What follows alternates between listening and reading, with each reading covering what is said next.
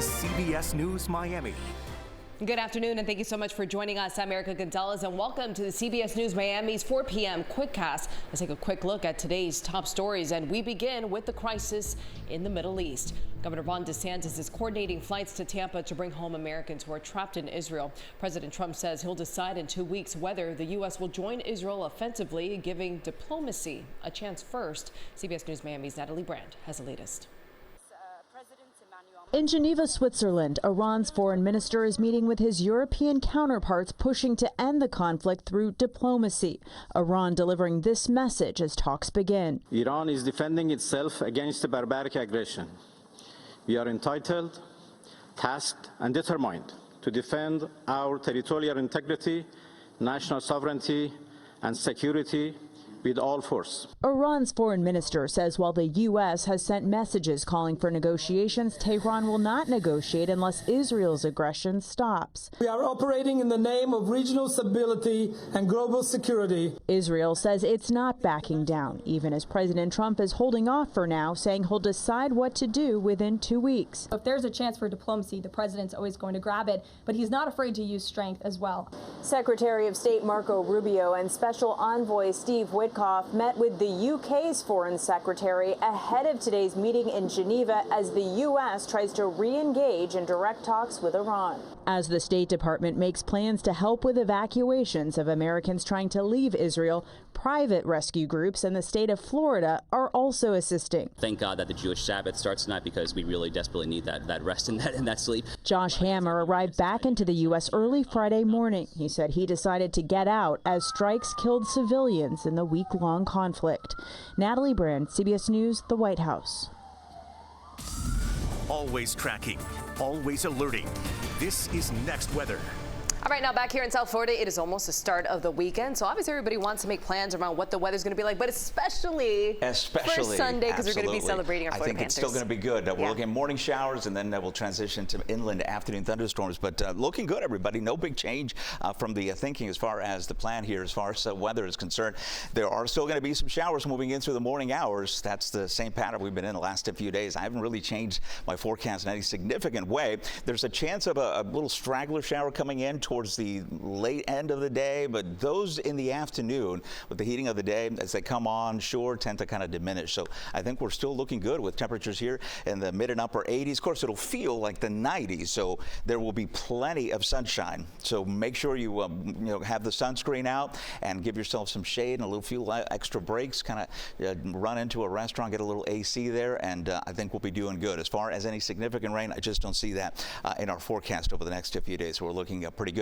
Let's check in on the conditions for the rest of us here as we check in on Next Weather Radar. Looking pretty quiet right now. We had those morning showers, right? And now everything is transitioning over to the western side of the peninsula like clockwork. I mean, this pattern is just locked in.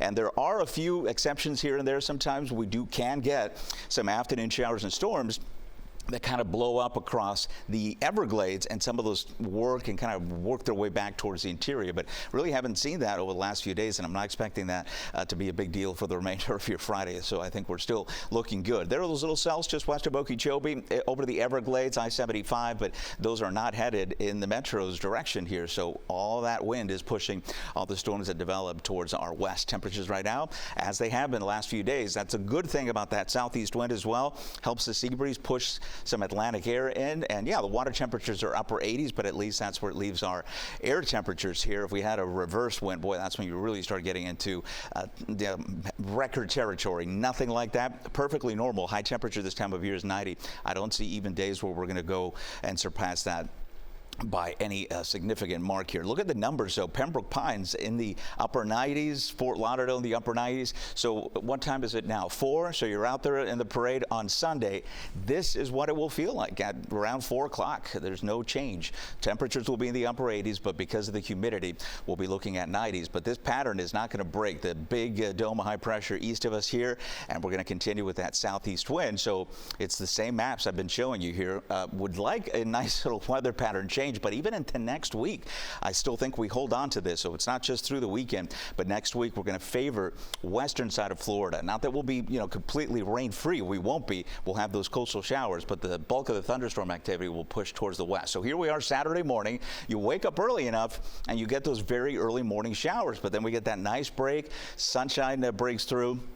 And then we'll get our sea breeze going and our thunderstorm activity across the interior, but it is well over towards the interior. So let's get into Sunday as we take a look at the forecast through the morning hours here. This is 1 a.m., right? So 2, 3, 4. As we get into the early part now, folks are going to start, getting ready across Fort Lauderdale there. And there you see the showers that will continue. So again, not completely rain-free, but I think by the time the parade gets going, we're talking 11, 12, 1.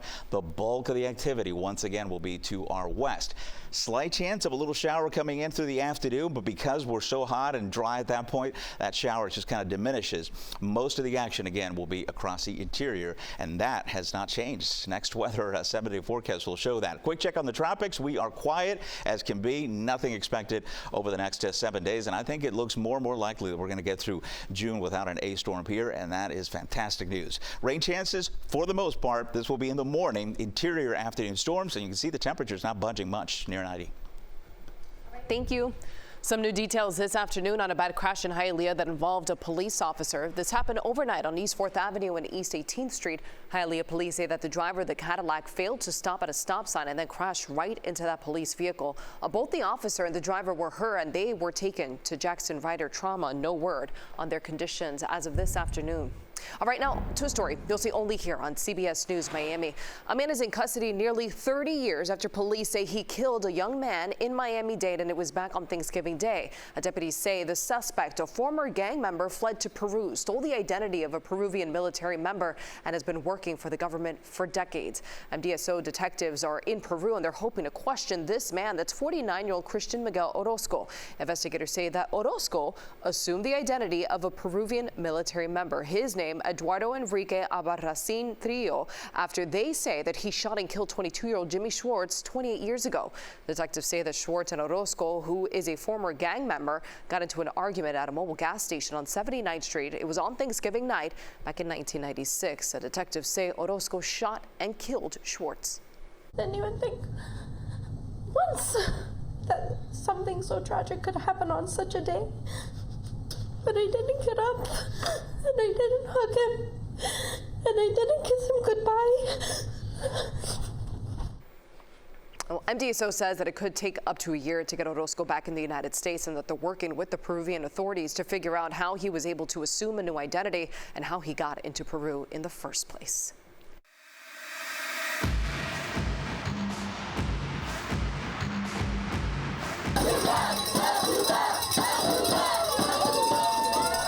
All right, let's talk Panther Pandemonium as the Stanley Cup champ Sam Reinhart trades his helmet for a headset, serving fans at this Raising Cane's right there in Tamarack. Hundreds of fans lined up early to get a chance to be served by the champ himself. CBS News Miami's Morgan Ryder was in the middle of all the action. The fans love Sam Reinhart. Just an insane player, and he seems like a really great guy. This man is going to sign my jersey today.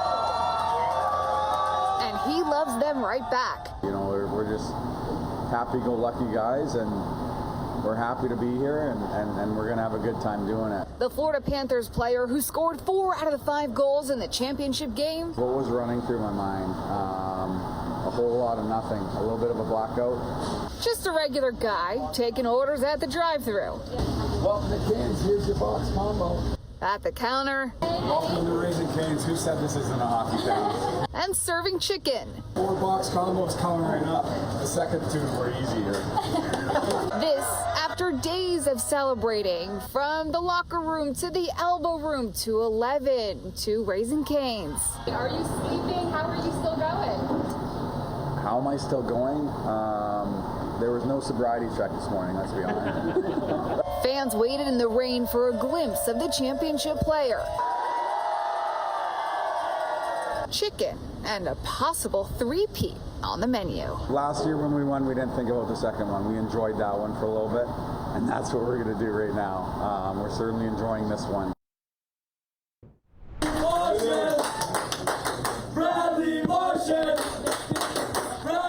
my gosh, it never ends with these guys. The good times rolling all the way to the Dairy Queen. This is in Sunrise. Panthers left winger Brad Marchand traded his skates for ice cream swirls today. The 37-year-old served his fans his favorite chocolate chip cookie dough blizzards. The sweet treat was renamed the Brad Blizzard for the day, and that's of course in honor of Marchand's unforgettable Stanley Cup win and for his affinity for Dairy Queen that he was sharing throughout the season, right?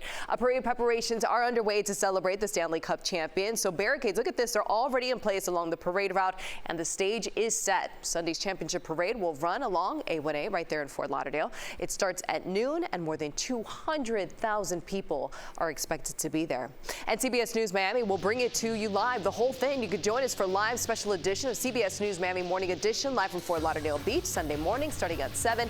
And then, of course, we're going to have live coverage of that parade. That's going to start at 11:30 right here on CBS News Miami and on the CBS News Miami stream, on the CBS News app, Pluto TV, and CBSMiami.com. All right, when we come back, it's an all-new Taste of the Town. But first, tune into Friday Night Baseball tonight. The Miami Marlins are hosting the Atlanta Braves. First pitch set for 7:10. You can watch the game on our sister station. It's airing on CW Miami 33.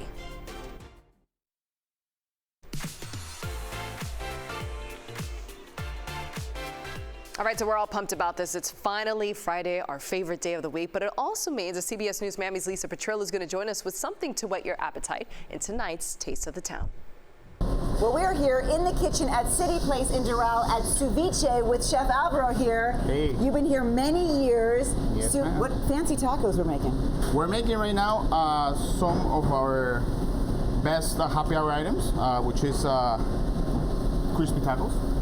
We're making 3 actually right now. We're making one with spicy salmon, one with spicy tuna, and then the other one is our flair, a little bit of our touch with crispy pork belly. And at this time where everyone's looking for great deals, these are some great happy hour items, right? Absolutely. Priced at?